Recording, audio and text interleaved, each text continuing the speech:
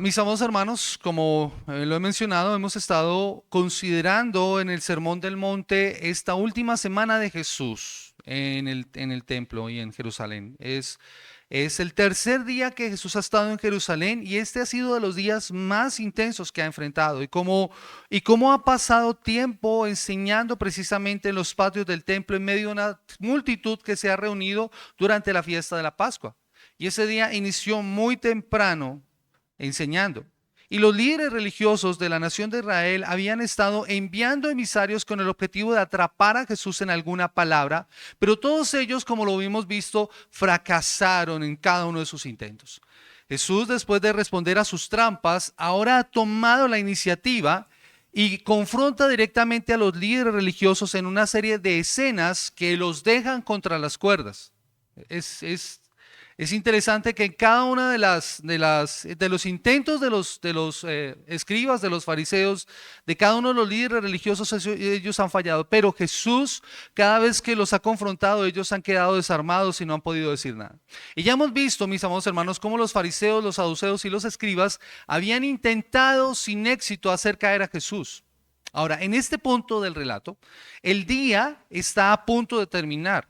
Como les digo, empezó muy temprano, pero la actividad de Jesús ha sido incesante durante toda la jornada. Y Jesús está a punto de concluir su enseñanza. Marcos nos presenta para el final de este día dos escenas que, aunque parecen separadas, en realidad comparten un mismo tema. Y ese tema es el contraste que existe entre la devoción falsa y la devoción genuina. La devoción falsa y la devoción genuina. Y primero Jesús denuncia abiertamente la hipocresía de los escribas, como lo vemos nosotros en los versículos 38 al 40. Estos hombres eran respetados por todo el pueblo, pero su corazón, como lo encontramos en la palabra de Dios, está lejos de él. Y luego, en un contraste muy marcado, resalta la actitud de una viuda pobre, desde los versículos 41 al 44, que sin buscar reconocimiento, entrega todo lo que tiene como una expresión de confianza y amor al Señor. Es interesante, mis amados hermanos, notar que Marcos mismo nos recuerda que aunque la mayoría de los escribas vivían en esta práctica pecaminosa de su hipocresía, hubo excepciones. Y ya lo habíamos visto nosotros en el versículo 34, cuando aún de en medio de los escribas hay uno que Jesús le dice: no estás lejos del reino de Dios. Y ahora esta mujer anónima, de la cual no sabemos su nombre, Jesús la presenta como un ejemplo claro de fe. Sin duda, lo que Jesús dijo ese día debió causar un impacto profundo entre los creyentes y entre los oyentes, porque los escribas eran considerados hombres muy respetados, honorables, guardianes de la ley. Y señalarlos como hipócritas era un golpe directo a esas apariencias religiosas de la época que Jesús precisamente ha venido desenmascarando. Al mismo tiempo, destaca a esta viuda pobre como modelo de lo que debe ser una devoción profunda y en un acto de tremendamente sorprendente y contracultural para lo que se esperaba para la época. El pasaje entonces, mis amados hermanos, tiene una clara intención. Y es la de confrontarnos. Y ese es mi objetivo en esta mañana. Iglesia, mi objetivo en esta mañana es, por un lado, ver cómo es la falsa devoción de los escribas, basada en la apariencia, en lo externo, en el interés propio. Y por otro lado, nos presenta una devoción genuina, la devoción de la viuda, basada en la confianza y en la entrega total a Dios. Y ese es precisamente el recorrido que nosotros vamos a tener a lo largo de este sermón, que yo he titulado La falsa devoción versus la devoción genuina. La falsa devoción versus la devoción genuina. Y la pregunta que yo quiero que tengamos en mente y que vamos a estar tratando de responder a lo largo de este sermón es: ¿cómo se ve la falsa devoción y cómo es la devoción genuina? ¿Cómo es la falsa devoción y cómo es la devoción genuina? Y lo primero que nosotros debemos ver es que la falsa devoción busca la gloria propia. La falsa devoción busca la gloria propia. Y es mi primer punto y lo encontramos nosotros en los versículos 38 al 44. Y dice la palabra del Señor: y les decía en su doctrina: guardaos de los escribas que buscan andar con largas ropas, llaman las salutaciones en las plazas y las primeras sillas en las sinagogas y los primeros asientos en las cenas, que devoran las casas de las viudas y que por pretexto hacen largas oraciones. Estos recibirán mayor condenación. Mis amados hermanos, lo primero que Jesús hace en esta parte, en la parte de este pasaje, es dar una advertencia muy importante y muy solemne. Guardaos de los escribas. Guárdense de los escribas. Esta es una exhortación que debía ser tomada con toda seriedad por sus oyentes, porque no se trata de una acusación a la ligera, sino de un llamado a discernir y apartarse de esa religiosidad corrupta que ellos habían estado mostrando durante tanto tiempo en Israel. El pasaje que estudiamos hoy tiene un paralelo precisamente en Lucas y en Mateo. Y en Mateo, capítulo 23, del versículo 1 al versículo 33, hay una denuncia mucho más extensa de quiénes eran estos hombres y de cómo actúan. No es la primera vez que Jesús, de hecho, se atrevía a confrontar públicamente a los líderes religiosos y a los escribas. Ya antes los había denunciado como lobos vestidos de oveja, lobos rapaces vestidos de ovejas. En Mateo capítulo 7, versículo 15, eran guías ciegos. Mateo 15, 14, eran levadura que contamina. Mateo 16, 6, eran tercos delante de Dios. Jesús nunca dudó en desenmascarar la falsa espiritualidad y de señalar su juicio, especialmente contra aquellos que se consideran expertos en la ley. Porque aunque fueran respetados por el pueblo, en realidad tenían una visión muy torcida de las Escrituras. Y no es la única parte en la palabra del Señor en la que nosotros encontramos una advertencia semejante. Pedro, hablando a la iglesia, le dice que no os hagáis maestros muchos de vosotros, sabiendo esto que caeréis en mayor condenación. O sea, la Escritura advierte seriamente a todos aquellos que asumen un rol de liderazgo y asumen una posición de maestros y no lo están haciendo de la forma adecuada. Es una advertencia que debe ser tomada con toda seriedad.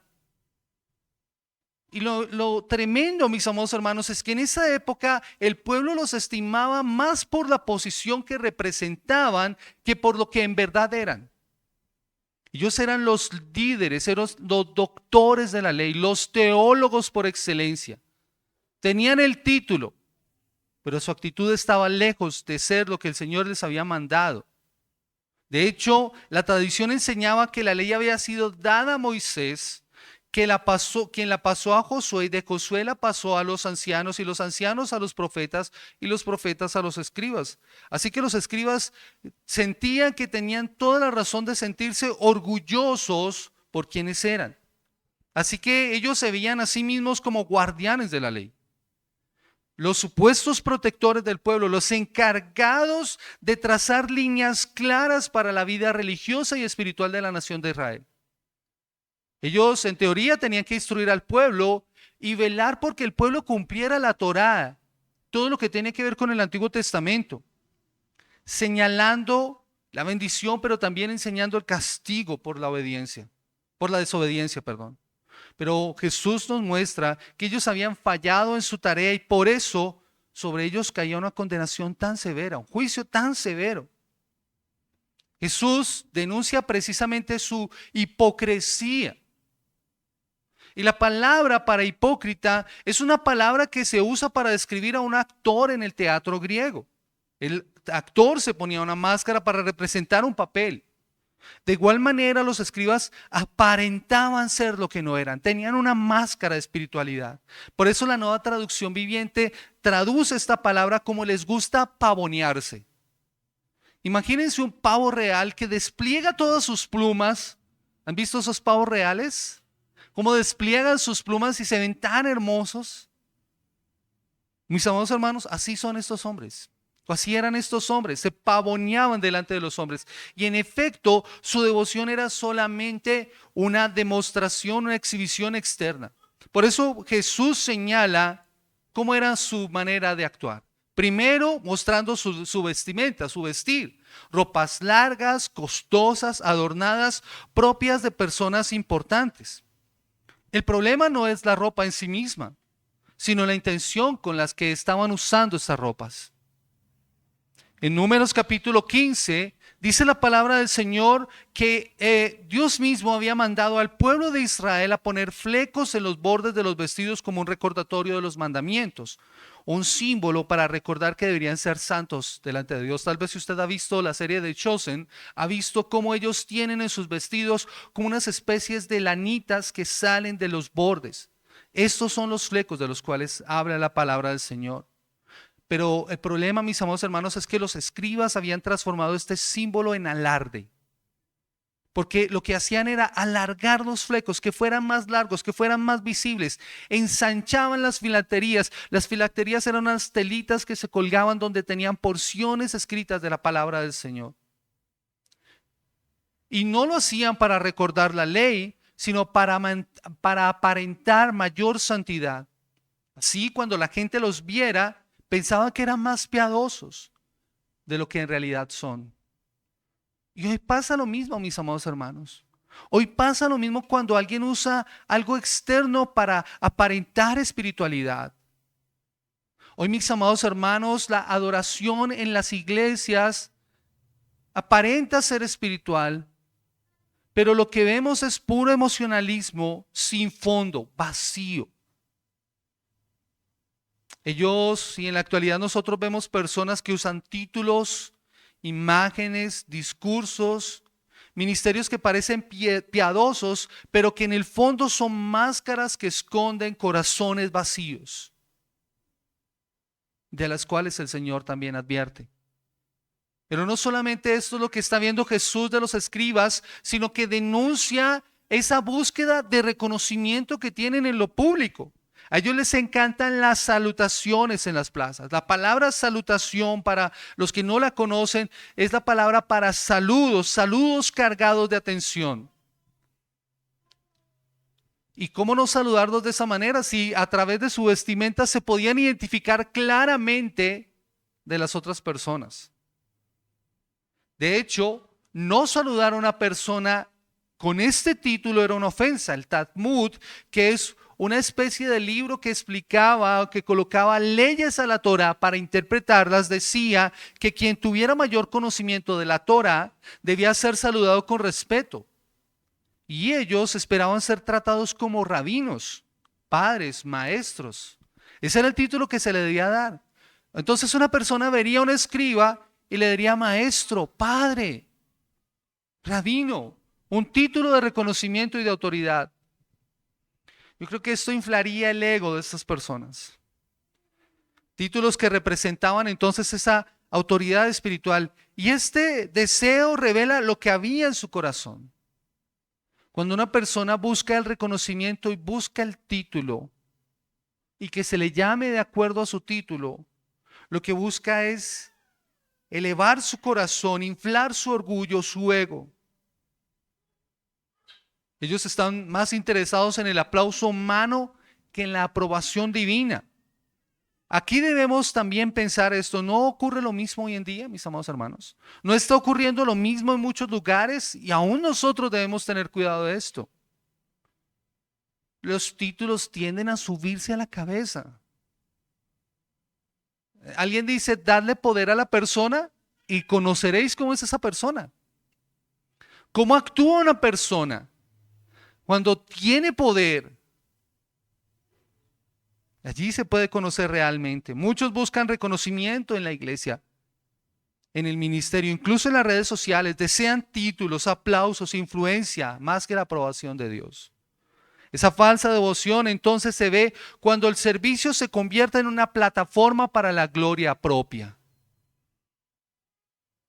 Cuando lo que se hace busca más es el reconocimiento que la honra del Señor, que se vea a Él más que Dios.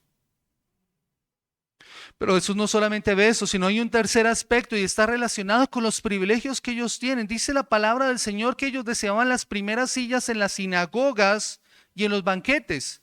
Esos eran lugares de honor reservados para los más importantes. En las sinagogas en el antiguo Israel, las sillas estaban junto al arca de los rollos de la ley y eran lugares visibles y elevados.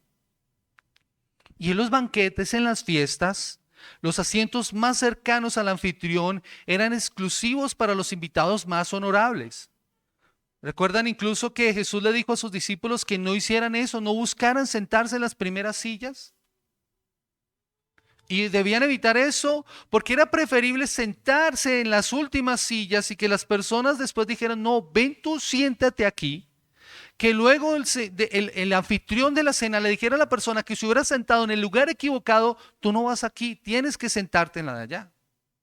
Mis amados hermanos, los escribas, los fariseos, todas estas personas buscaban ese tipo de lugares, los lugares más importantes.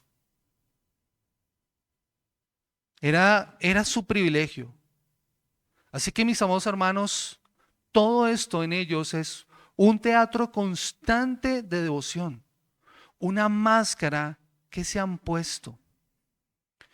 Pero lo más terrible de todo es la denuncia que hace Jesús en el versículo 40, que devoran las casas de las viudas y por pretexto hacen largas oraciones. Estos recibirán mayor condenación. Era su codicia insaciable lo que Jesús denuncia más vehementemente. En lugar de cuidar a los indefensos, como lo ordena la ley, esos escribas se aprovechaban de ellos y lo hacían como consumiendo sus recursos, manipulándoles para que confiaran en ellos como administradores o haciéndoles creer que debían entregar sus bienes al templo. ¿Y quién eran sus víctimas predilectas? Mujeres viudas, indefensas, más susceptibles, más frágiles, más necesitadas de cuidado. Algunos actuaban entonces como albaceas. Una albacea era una persona encargada de cuidar los bienes de una herencia. Así que ellos eran albaceas o se colocaban como albaceas de los bienes de estas mujeres. Pero de esta manera se podían apropiar de lo que no les pertenecía. Así devoraban sus casas. Y es tremenda la palabra que el Señor usa para referirse a ellos. Devoran. Es un apetito voraz. Quieren acabarlo todo. Quieren quedarse con todo. De algo que no les pertenece. Entonces convierten la religión, convierten la devoción como un medio para su lucro. El apóstol Pablo dice que usan la piedad como fuente de ganancia. ¿Y cómo lo disimulaban? Haciendo largas oraciones en público. Oraban de pie, en voz alta, para ser vistos, pero su motivación nuevamente no es devoción a Dios. No es la piedad, no es el deseo de agradar a Dios y vivir haciendo lo que quiere Dios que ellos hagan, sino simplemente buscando el reconocimiento de los hombres. Que las personas los vieran y dijeran, oh, cuán espiritual es esta persona. Por eso Jesús ya lo había dicho, no sean como los hipócritas, porque ellos aman orar en público para ser vistos, pero ellos ya tienen su recompensa. Dice Mateo 6:5. Mari leyó 6:1. Jesús dice en 6:5 que esto se debía evitar. No sean como ellos. Si ellos son hipócritas, ustedes no deben hacerlo. Su devoción debe ser totalmente diferente. Mientras la oración para esos hombres era un espectáculo, una máscara más, para nosotros debe ser una entrega total a nuestro Dios, de quien hemos recibido la salvación. Por eso esa sentencia tan severa. Estos recibirán mayor condenación. Pareciera ser que en el castigo eterno hay peores castigos reservados para quienes usan la religión, la fe, la piedad como para su gloria personal y su codicia. De hecho, quiero que me acompañen por favor a Mateo capítulo 23 en el pasaje paralelo y mire cómo lo declara Jesús. Mateo capítulo 23.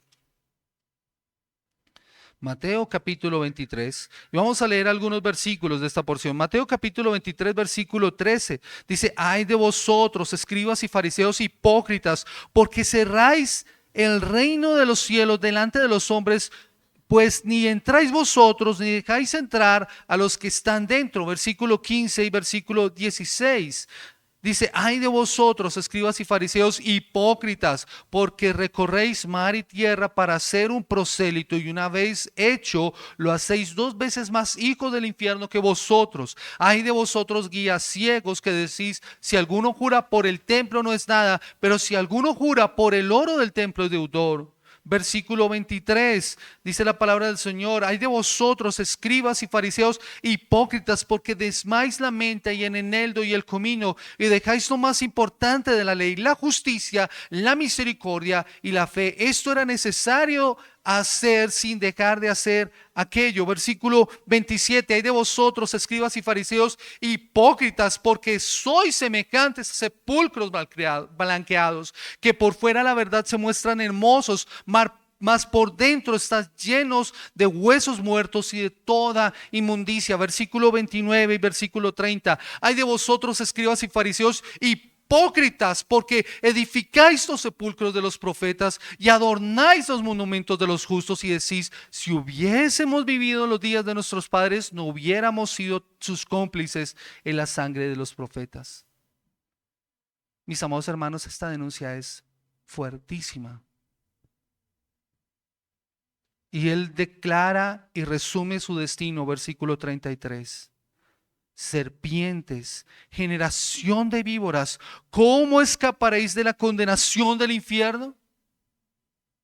Esa es una advertencia que no queda en el pasado, mis amados hermanos, porque esa misma especie sigue viva en medio de nosotros. Hoy en día nosotros también vemos serpientes, una generación de víboras que merecen la condenación del infierno. Pablo lo advierte en 2 Timoteo capítulo 3, el versículo 2 al versículo 6. 2 Timoteo capítulo 3, versículo 2 al versículo 6, dice la palabra del Señor, hablando acerca de los hombres de los postreros días. Dice: porque habrá hombres amadores de sí mismos, avaros, vanagloriosos, soberbios, blasfemos, desobedientes a los padres, ingratos, impíos, sin afecto natural, implacables, calumniadores, intemperantes, crueles, aborrecedores de lo bueno, traidores, impetuosos, infatuados, amadores de los deleites más que de Dios, que tendrán apariencia de piedad, pero negarán la eficacia de ella. A estos evita, porque de estos son los que se meten en las casas y llevan cautivas a las mujercillas cargadas de pecado, arrastrándolas por diversas concupiscencias. Estos hombres amadores de sí mismos, descritos en la palabra del Señor, son los que hoy nosotros podemos identificar como aquellos que promueven ese falso evangelio de la prosperidad. Siembra y recibirás bendición. Hombres más interesados por los títulos, por la riqueza, por las plataformas, que por la gloria de Dios, por la gloria de Cristo. Yo recuerdo haber escuchado hace algunos años a un hombre que dijo esto: este es mi tiempo, dijo esta persona. Este es mi tiempo. Usted debe sembrar en mí para que Dios lo prospere. Cuando sea su tiempo, yo sembraré en usted, dijo este hombre. Y cuando se refiere a siembra, está haciendo referencia a recurso económico. Ese discurso resume precisamente lo que Jesús denuncia. Hombres que se enriquecen a costa del pueblo aparentando espiritualidad, mientras en realidad están devorando la casa de los más débiles.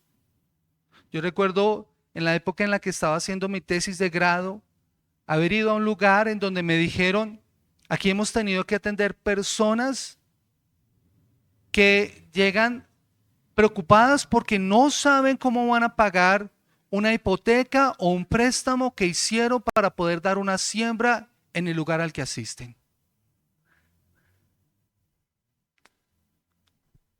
Esos son hombres que devoran la casa de los débiles.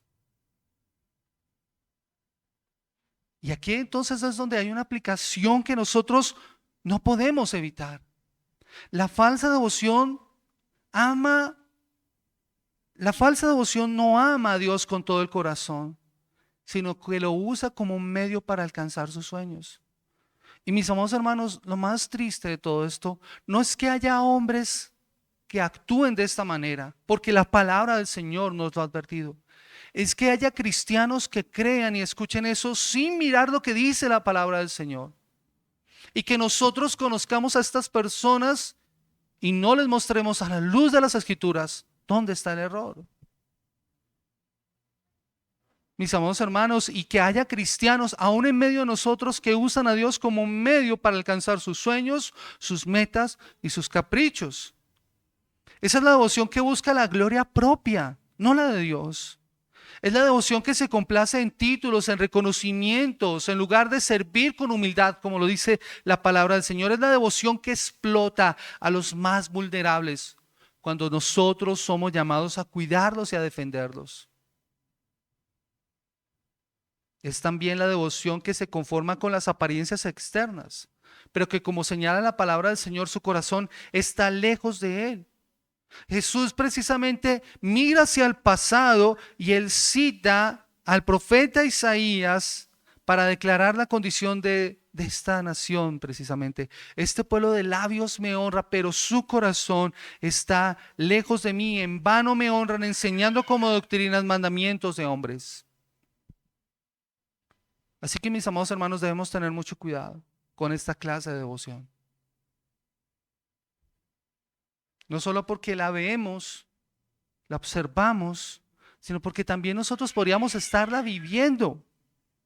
Es por eso que la palabra del Señor nos recuerda que el Señor derriba la casa de los soberbios, pero sostiene la heredad de las viudas. Los escribas en su codicia habían hecho algo que estaba prohibido en la ley: borrar los linderos, robaban lo que Dios había dado como herencia. Y lo mismo está ocurriendo en nosotros cuando usamos a las personas para nuestro provecho. Cuando las personas a nuestro alrededor son solamente medios para nuestros fines. Como iglesia nosotros tenemos que tener cuidado. Como hijos y discípulos de Cristo debemos tener cuidado. Cuando cruzamos los límites del cuerpo, de las emociones o el trabajo para satisfacer nuestro ego. El dinero también nos puede volver despiadados, ¿saben? Es lo que nos advierte Proverbios 20:14. Acompáñeme por favor a Proverbios 20:14. Dice la palabra del Señor en Proverbios 20:14, y por eso debemos tener tanto cuidado. La Escritura nos advierte de eso, ¿no? Principio de todos los males es el amor al dinero, el cual, codiciándolo a alguno, ¿qué pasó? Se desviaron. Y miren lo que dice Proverbios 20:14. Dice, el que compra dice, malo es, mas cuando se aparta se alaba. Oh, qué gran compra hice yo. Y Proverbios 28:28. El que aumenta sus riquezas con usura y crecido interés, para aquel que se compadece de los pobres las aumenta. Mis hermanos, tenemos que tener mucho cuidado porque precisamente ese manejo de los recursos nos puede llevar a nosotros a manipular, a engañar, a justificar abusos en nombre del buen negocio, en pro de nuestros propios intereses. ¿No es eso precisamente lo que hacían los escribas? Manipulando a las viudas, a los indefensos. Pero mis amados hermanos, frente a esta falsa devoción de los escribas y esa corrupción de ese sistema denunciado por Jesús, vemos el contraste. Esta viuda pobre, aquella que en su vulnerabilidad muestra una devoción genuina que confía en Dios. Ese es el contraste y es el corazón de este pasaje, mis amados hermanos. Así que después de señalar su denuncia en cuanto a la falsa devoción, esta escena que Jesús ve debió haber sido un refrigerio en lo profundo de su corazón. Porque es un ejemplo de devoción verdadera. Y es precisamente nuestro segundo punto. Respondiendo a la parte de la pregunta, ¿cómo es entonces la devoción genuina? La devoción genuina confía y se entrega a Dios. La devoción genuina confía y se entrega a Dios. Y es lo que encontramos nosotros en los versículos 41 al 44. Dice la palabra del Señor de esta manera: estando Jesús sentado delante del arca de la ofrenda, miraba cómo el pueblo echaba dinero en el arca, y muchos ricos echaban mucho. Y vino una viuda pobre y echó 2 blancas, o sea, un cuadrante. Entonces, llamando a sus discípulos, les dijo: de cierto os digo que esta viuda pobre echó más que todos los que han echado en el arca, porque todos han echado de lo que les sobra, pero esta de su pobreza echó todo lo que tenía, todo su sustento. Ver a Jesús sentado no es un detalle que debamos pasar por alto. Recordemos que Él todo el día ha estado enseñando. Lo más probable es que Jesús se hiciera delante del arca de las ofrendas, observando con atención todo lo que está aconteciendo ahora. Y eso es bien interesante porque parece ser que esto ha transcurrido durante todo el día. Jesús no ha dejado de estar atento a lo que está pasando a su alrededor. Estas arcas de las que está hablando la palabra del Señor estaban en el atrio de las mujeres y eran 13 recipientes en forma de trompeta o chofar, cada uno destinado a un tipo de ofrenda específico. Así que las personas sabían, de acuerdo a lo que a la ofrenda que iban a dar, iban al chofar respectivo, unas especies de conos, imagínenselo así, unos embudos muy grandes hechos de metal por donde se depositaba a una caja. Y Jesús está viendo todo lo que está ocurriendo allí. El día había sido largo, agotador, lleno de confrontaciones, pero ahora Jesús hace una pausa y contempla en silencio todo lo que está ocurriendo. No sabemos cuántas horas estuvo allí mirando esto, pero el evangelista nos dice que observaba mientras la gente depositaba su dinero. Él simplemente está viendo. La Nueva Traducción Viviente dice que Jesús ve a muchos, especialmente a los ricos, depositando grandes cantidades de dinero.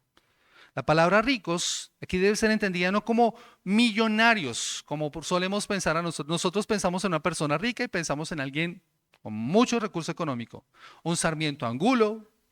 Aquí tenemos un Sarmiento, pero no es Angulo. Un Ardila Lule, un Santo Domingo. Esas son personas supremamente ricas, multimillonarias. No, en la palabra, el rico acá es una persona que vive con lo suficiente, que tiene abundancia y tiene lo necesario para estar cómodo. Entonces yo creo que podrían ser personas, digamos, estrato 3, ¿sí? Estrato 3, estrato 4, por llamarlo de alguna forma. Esas son las personas que Jesús está viendo. Personas que seguramente tienen algún negocio o tienen alguna empresa. Jesús podía notar cuánto daban porque mientras ellos depositaban sus ofrendas, que eran en monedas, había un ruido que se hacía producido por el golpe de las monedas en el chofar. Así que se evidenciaba, lo que ellos hacían era pasar, llevaban seguramente eso en bolsas de tela, y cuando llegaban no era que dejaran caer la bolsa, era que abrían la bolsa y vertían el contenido mientras sonaba. No se trataba entonces de una entrega discreta, sino era todo un espectáculo sonoro que llamaba la atención. Cada vez que sonaba eso, las personas inmediatamente voltearían a mirar para ver quién era el que estaba dando esa ofrenda. En medio de ese escenario entonces aparece una viuda y era una mujer pobre además. Yo creo que con pasos discretos se acerca y deposita 2 sencillas monedas de cobre, las de menor valor de circulación. Santi, ¿cuáles son las monedas más pequeñas de circulación para nosotros? Las monedas de más bajo valor. Las de 50. Imagínate así, 2 monedas así, que ya ha pasado a depósito. Y las de 100 es un poquitico más de más valor, ¿no? Pero en este caso supongamos que es una moneda, 2 moneditas de esas pequeñitas de 50. Los que trabajan en el banco nos pueden decir mejor de eso. Eran 2 blancas, en esa época se llamaban así, 2 blancas equivalentes a un cuadrante. De hecho, Marcos coloca esa nota para su público romano. O sea, ellos sabrían lo que es un cuadrante. Un cuadrante era la 64ª parte de un denario. O sea, dividan el denario, que era el salario de un día, en 64 partes. Era la parte 64 del denario. Esto alcanzaba para una comida básica de la persona. Ya tenía 2 de estas. Desde nuestra perspectiva, desde una perspectiva humana, esto es algo completamente insignificante, un valor muy ínfimo. Pero para Jesús fue tan impactante que él llamó a sus discípulos y les enseñó lo que esta mujer acababa de hacer delante de todos los demás. Los ricos habían dado lo que les sobraba, pero ella a cambio dio todo lo que tenía para vivir. Este acto de la viuda es profundamente instructivo. Muchos a veces han hablado de que ella dio, no porque le sobraba, sino todo lo que tenía. No midió la cantidad, sino que confió en Dios y dio sin reservas. Algunos incluso consideran que su actitud es una muestra clara de esa verdadera devoción y tienen razón. Porque al entregar lo único que poseía, evidenció una fe absoluta en el Señor, confianza total en Dios. no para ser vista, sino con una confianza plena en el Señor. Lo que podemos aprender aquí, mis amados hermanos, es que Dios no ve la cantidad de lo que damos. Dios no está considerando la cantidad, sino la actitud del corazón. La ofrenda de esta mujer fue mayor que la de todos los ricos, porque ellos daban en fracción o en comparación de su abundancia, mientras ella lo entregó todo. En su pobreza dio todo su sustento. Nos enseña la palabra del Señor. Así que podemos aquí traer una aplicación a nuestras vidas. Una de las maneras en que se mide la devoción a Dios, esa devoción genuina, que no hace las cosas para su gloria, sino para honrar al Señor, es cómo estamos usando nosotros nuestros recursos. Aquello que tenemos, dinero, tiempo, dones, energía, esos son medios que nosotros tenemos para honrar al Señor. Así que si tu preocupación es glorificar a Dios, debes pensar que todo lo que posees es una herramienta para poder glorificarlo a Él, para poder honrarlo. De hecho, este mismo argumento es el que va a presentar Pablo en 2 Corintios capítulo 9, y quiero que me acompañe allí, por favor. 2 Corintios capítulo 9, versículo 7 al versículo 9. Dice la palabra del Señor: cada uno de como propuso en su corazón, no con tristeza ni por necesidad, porque Dios ama al dador alegre. Y poderoso es Dios para hacer que abunde en vosotros toda gracia, a fin de que, teniendo siempre en todas las cosas todo lo suficiente, abundéis para toda buena obra. Como está escrito, repartió a los pobres, dio a los pobres, su justicia permanece para siempre. Cada uno debe dar con actitud de corazón. El Señor nos llama a eso, pero nuestra actitud es lo que el Señor va a mirar. Y esa es la razón de la generosidad. Y la razón de la generosidad, mis amados hermanos, es la respuesta correcta a la obra de Cristo Jesús. Acompáñenme por favor a mirar 2 Corintios 8:9. Miren por qué es que nosotros damos de esta manera. ¿Por qué esta es nuestra respuesta? ¿Por qué esta es la respuesta correcta? Porque ya conocéis la gracia de nuestro Señor Jesucristo, que por amor a vosotros se hizo pobre, siendo rico, para que vosotros con su pobreza fueseis enriquecidos. Así que, iglesia, la pregunta es esta: si tú has recibido la bendición y el ser enriquecido por la salvación de tu Salvador, por la obra de Cristo en la cruz del Calvario, ¿cuál debe ser tu respuesta? Gratitud al Señor. La palabra incluso que Marcos usa para hablar acerca de lo que esta mujer ha entregado, todo su sustento, es la palabra bios, que en nuestro español es la palabra vida. Y esto nos enseña que la mujer no solamente dio 2 monedas, sino que dio en realidad su vida entera en el altar del Señor. Romanos capítulo 12, versículo 1 y versículo 2. Que presentéis vuestros cuerpos como en sacrificio vivo, santo, agradable a Dios. El acto que tuvo esta mujer es un acto que nos recuerda esa verdadera devoción que no consiste en dar algo sin que nos cueste. Aquello que damos nos cuesta. Por eso hablamos no solamente de dinero, hablamos de tiempo, de dones, de energía. Eso nos cuesta.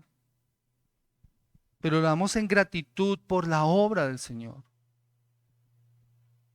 Es un acto de esa verdadera adoración que confía plenamente en Dios al punto de entregarle lo más valioso que tenemos, nuestra vida entera. Y la pregunta que nos plantea el texto entonces es también esta, iglesia: ¿hay áreas en nuestra vida que reservamos solamente para nosotros en vez de rendirlas al Señor? ¿Qué áreas hay en nuestra vida que nosotros no le hemos entregado en total devoción al Señor? Muchos no le entregan, por ejemplo, sus finanzas, pero otros no entregan su tiempo, o sus dones, o su energía, y tantas otras cosas que no le damos al Señor, que deberíamos darle como respuesta a gratitud. Estas lecciones, mis amados hermanos, son válidas y profundas, pero Jesús quiere que vayamos más allá. Miren, mis amados hermanos, la viuda no es solamente un ejemplo de entrega y confianza. También es un reflejo de ese sistema corrupto en el que vivía y que Jesús ha denunciado. El templo debía ser un lugar de auxilio para ella, un refugio, pero se había convertido, como Jesús lo había dicho antes, una cueva de ladrones. Ella es la viva evidencia del daño de esos líderes espirituales como los escribas, y esta evidencia de cómo esto les hace daño a las personas que son más vulnerables. Aquí los ricos no son condenados por tener recursos, pero su actitud revela su falta de devoción genuina, porque hacen esto para ser vistos. Muchos de ellos deseaban ser vistos y al hacer sonar sus monedas en el cofre, inevitablemente atraían la atención de otros. Y recibían entonces su respuesta. Para muchos en los tiempos de Jesús, de hecho, la riqueza era una señal de contar con la bendición divina. Pero el Señor desecha esto. ¿Recuerdan cuando el joven rico se acercó a Él? Siendo muy rico, esto no impresionó a Jesús. Jesús no se dejó descrestar por esto. Pero Jesús deja claro que esa apariencia no era prueba de devoción verdadera. No es prueba de contar necesariamente con la bendición de Dios. Es probable que a Jesús le doliera ver tanta gente llevar sus recursos a un sistema que bajo esas falsas expectativas prometía el favor de Dios a cambio de ofrendas. Y eso es algo que vemos hoy en día. ¿Verdad, mis amados hermanos? Es doloroso, es triste ver tantas personas engañadas, sembrando y diciendo, es que el Señor me va a bendecir si yo doy. Ese falso evangelio de la prosperidad, que además anestesia a las personas para escuchar el verdadero evangelio. Esas personas prometen el favor de Dios a cambio de ofrendas, pero en realidad están explotando a los débiles. Lo que esta mujer hace, dar absolutamente todo lo que tiene, muestra tanto su amor genuino hacia Dios como esa indiferencia que hay en ese sistema religioso que no se preocupaba por ella, y el cual nosotros tenemos que estar también muy alertas. Por eso el profeta Isaías había también denunciado a aquellos líderes que decretaban leyes injustas para oprimir a los pobres y dejar sin defensa a las viudas, en Isaías capítulo 10, el versículo 1 al versículo 4. Y aunque no podemos afirmarlo con certeza, lo más probable es que esta mujer, viuda pobre, hubiera sido víctima de alguno de estos escribas, que había devorado su casa y la había dejado sin recursos. Aquí entonces, mis amados hermanos, tenemos que aplicar esto. La verdadera devoción no puede separarse de la compasión hacia los vulnerables. Aquellas personas que están en necesidad deben ser nuestra preocupación. Nosotros debemos ver la necesidad de nuestros hermanos. Eso es lo que nos dice la palabra del Señor. ¿A quiénes debemos ayudar nosotros como iglesia? Primeramente, a la familia de la fe. Nuestra fe no se mide solamente en lo que damos, sino cómo tratamos a quienes tienen menos. ¿Cómo los vemos? Miren, Santiago lo dice así, o sea, si viene un rico y tú le dices, siéntate aquí, y a la persona pobre le dice, tú quédate aquí al lado, cerquita a la puerta, estamos haciendo algo que Dios detesta, acepción de personas. Nosotros no podemos mirar a las personas de acuerdo a los recursos que tienen, sino porque son imagen y semejanza de Dios y valorarlos de esa manera. Así que, mis amados hermanos, debemos preocuparnos por los pobres, los débiles, las viudas, los huérfanos.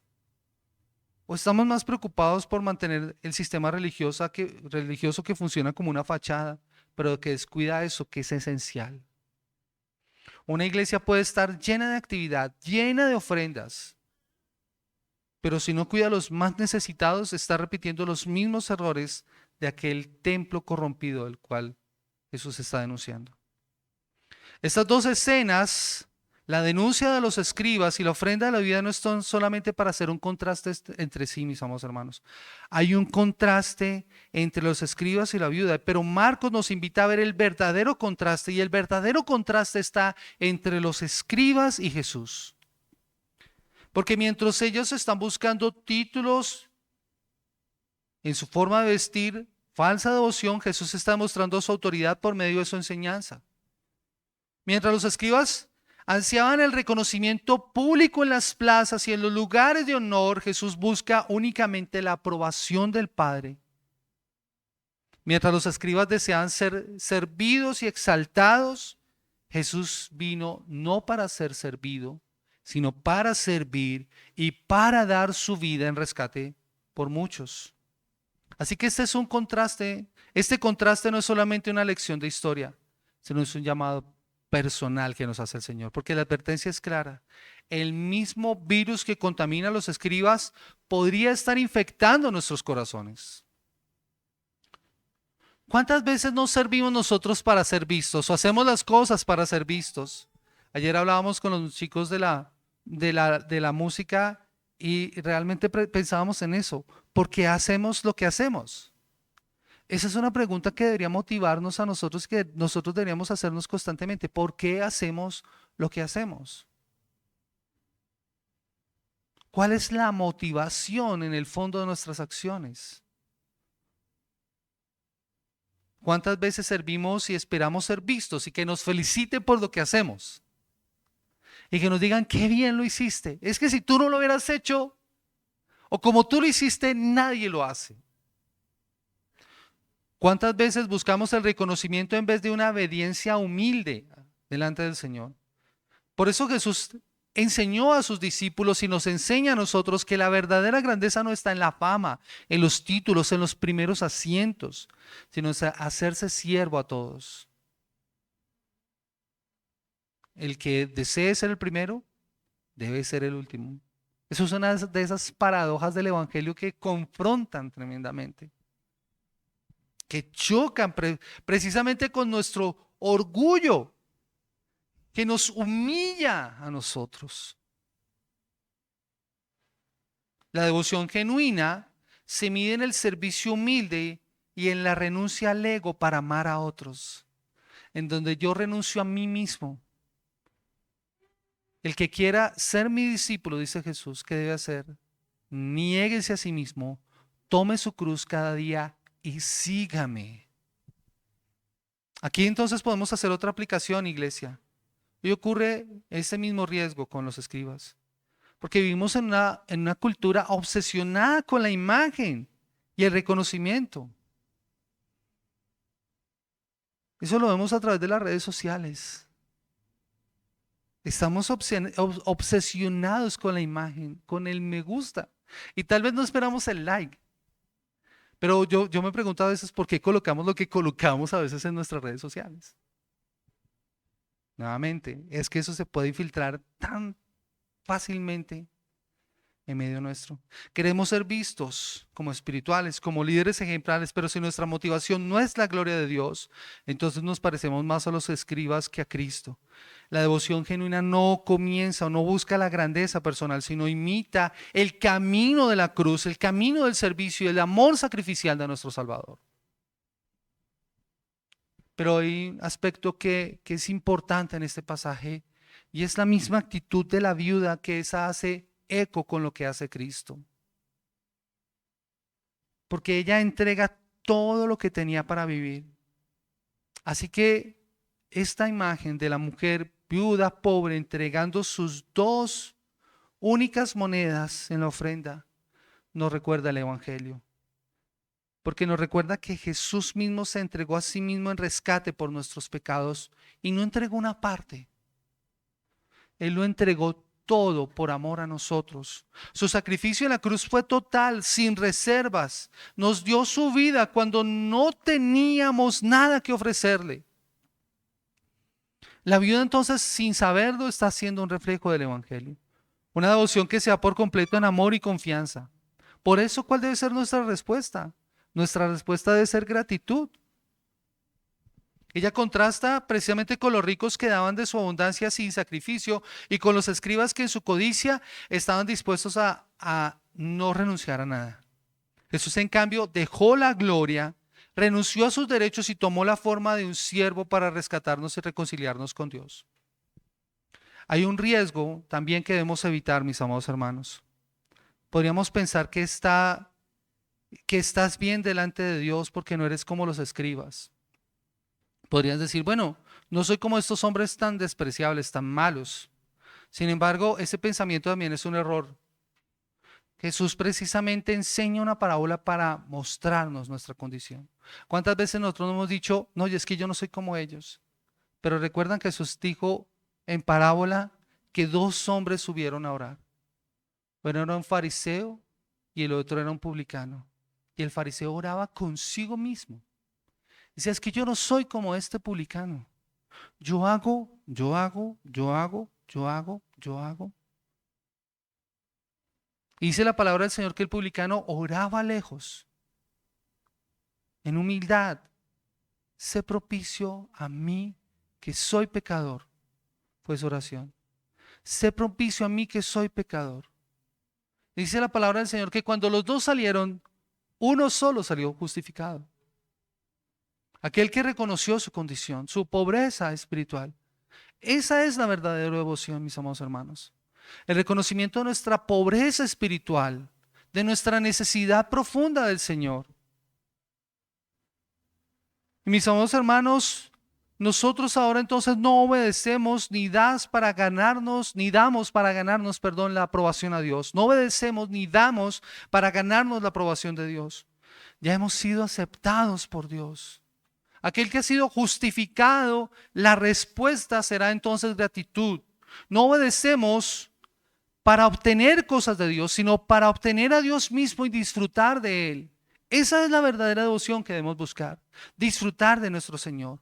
No oramos solo cuando tenemos necesidad o cuando queremos controlar lo que está pasando a nuestro alrededor, sino porque anhelamos una comunión con nuestro Padre Celestial por medio de Cristo. Entonces la motivación de la devoción genuina es la gratitud y el gozo que producen salvación. Así que tal vez no seas como este escriba, pero si tu devoción es solo externa y solo se limita a lo que esperas recibir, estás actuando como ellos. Si tu devoción solo se limita al domingo en la mañana y el resto de la semana vives como si Dios no existiera, eres más parecido a los escribas de lo que piensas. Allí entonces se está revelando el estado de tu corazón, que no es mucho mejor que el de estos hombres. Así que debes cambiar y debes estar dispuesto a entregarle todo por completo al Señor. Por eso este pasaje nos lleva también a nosotros a examinarnos y hacernos la pregunta: ¿es nuestra devoción falsa? ¿Solo de apariencia? ¿Es genuina? ¿Nacida de un corazón que confía y se entrega por completo a Dios? Haz esa evaluación en esta mañana. Y como la viuda, entrégale todo, entrégale tu vida al Señor. Este pasaje que hemos estudiado entonces nos presenta un contraste claro y contundente. Esa falsa devoción versus la devoción genuina. Ese contraste entre los que buscan reconocimiento, honor y provecho personal, que hacen de su religión un espectáculo para impresionar a los hombres, pero su corazón lejos está del Señor. Una devoción que tiene un disfraz, una máscara que oculta orgullo, codicia, ambición. Por eso Jesús denuncia esa falsa devoción y esa falsa espiritual. Y no solamente los condena a ellos, sino que también condena a todos los que siguen esa falsa devoción. Pero está el otro extremo, una mujer pobre, desconocida, sin influencia, que muestra verdadera devoción. Ella no tiene títulos, no tiene vestidos llamativos, pero entrega todo lo que posee porque confía en Dios. Su ofrenda no impresiona por la cantidad, sino por lo que representa. Un corazón dispuesto a darse por completo a Dios. La pregunta entonces es inevitable: ¿cómo está nuestra devoción? ¿Se parece más entonces a la de los escribas, centrada en la apariencia y en lo externo? ¿O busca la devoción completa al Señor? Por eso la invitación es a examinar nuestros corazones y a volver a Dios en arrepentimiento y fe. Si has vivido una fe solo externa, interesada, pide al Señor que te dé un corazón sincero. Si has confiado en tus obras o en tu apariencia, reconoce que necesitas la gracia de Cristo. Y si estás sin Cristo en esta mañana y entiendes lo que Él hizo por ti, entonces tu respuesta será vivir en gratitud, entregándole a Dios todo lo que eres, todo lo que tienes y acercándote a Él en arrepentimiento y fe para salvación de tu vida y tu alma. La iglesia debe entender que la verdadera adoración y la verdadera devoción no buscan gloria propia, sino la gloria de Dios, el reconocimiento y la grandeza de nuestro Señor. No se reserva nada, no guarda nada para sí, sino que confía plenamente en el Señor. No vive para sí, sino para aquel que murió y resucitó por nosotros. Mis amados hermanos, que nuestra vida sea como la ofrenda de esta viuda, un reflejo de entrega total a Dios que lo dio todo por nosotros en la cruz del Calvario. A Dios sea la gloria y que el Señor nos bendiga en esta mañana y nos ayude a poner en práctica sus palabras. Vamos a orar. Eterno Señor y Dios, toda la gloria, la honra y la alabanza sean dadas a ti, Señor. Porque tú nos has permitido escuchar tu palabra y confrontar, Señor, nuestra devoción. ¿Cómo está nuestra devoción?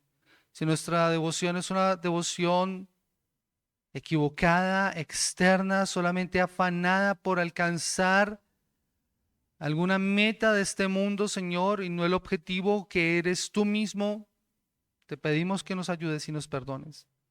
Te pedimos, Señor, si no hemos renunciado a cosas o no te hemos entregado áreas en nuestra vida, Señor. Oh Padre, ten misericordia de nosotros y ayúdanos. También te rogamos, bendito Señor, que en tu misericordia, en tu favor, tú bendigas a tu iglesia y tú le ayudes, Señor, a poner en práctica estas palabras. Que podamos decirte, Señor, todo lo que somos y todo lo que tenemos te pertenece a ti, Señor. Nada es nuestro. Tuyo es, Señor, tú nos lo diste y somos administradores de tu gracia y de tu favor, de tu bendición, de tu provisión. Ayúdanos, Señor, a darte el reconocimiento que tú mereces, Señor, pero también ayudar a otros a alcanzar la salvación, Señor, por medio de la predicación del Evangelio. Es el instrumento que tú usas, Señor, para que otros te conozcan a ti. Oh Rey de toda majestad, te alabamos y te bendecimos en esta mañana y proclamamos tu grandeza en el nombre poderoso de Cristo Jesús. Amén.